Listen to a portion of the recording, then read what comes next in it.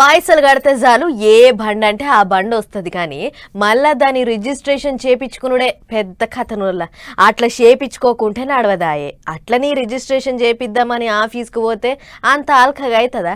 Officer బండి checking చేయాలి, ఫోటోలు దిగాలి, పెద్ద కథే ఉంటుంది. కానీ ఇక ఇప్పటి సంది అటువంటి తిప్పలేం ఉండదట తీయుర్రి. ఎందుకంటే రైట్, ఇక ఆర్టీఏ ఆఫీస్కు పోయేటి పనేం లేదు, ఏడికి పోవాల్సిన అవసరం లేదు, ఎవరిని బదులాడాల్సిన తిప్పలేం లేదు, అంతా ఆన్లైన్లోనే. మనుషులే కాదు బండ్లు కూడా ఆర్టీఏ ఆఫీస్కు పోయేటి పనేం లేదు. ఇక ఇప్పటి సంది కొత్త బండ్లకు ఆన్లైన్లోనే రిజిస్ట్రేషన్ చేసుకునే సవలతు చేసిండు సెంట్రల్ రోడ్డు రవాణా శాఖ వాళ్ళు. మరి ఇప్పటి వరకు ఎట్టుండే, కొత్తగా బండో కారో కొంటే పెద్ద కథే ఉండేడుండే. షోరూంలో బండి కొన్నప్పుడు ఆ పేపరు ఈ పేపర్ అని నింపిస్తే ఆర్టీఏ వెబ్సైట్లోకి ఎక్కిస్తారు.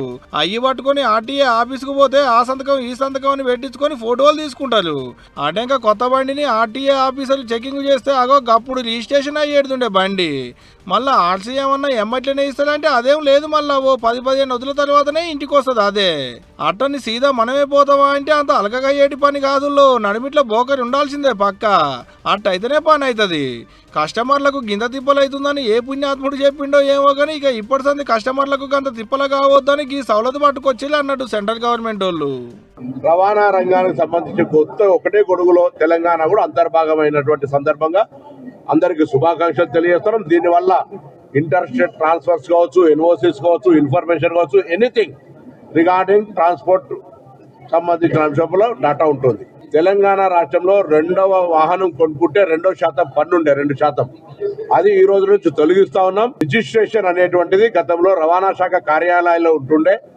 అటువంటి అంశాన్ని తీసేసి రాష్ట్ర వ్యాప్తంగా షోరూంలోనే ఇచ్చి బాధ్యతగా కన్జ్యూమర్కు ఎక్కడ కూడా ఇబ్బంది లేకుండా చేయాలని కోరినాం. దాన్ని కోఆర్డినేషన్ కూడా చేస్తాను.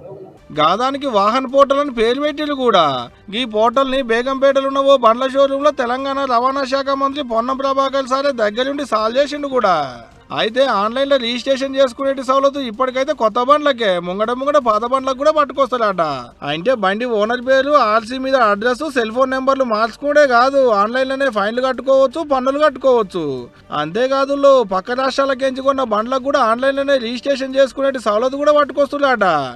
అంటే ఇక ఇప్పటి సంది ఆర్టీఏ ఆఫీసుల చుట్టూ తిరుగుడు ఉండదు, బోకర్లకు ఖర్చు పెట్టుకునేది తిప్పలు ఉండదు అన్నట్టు.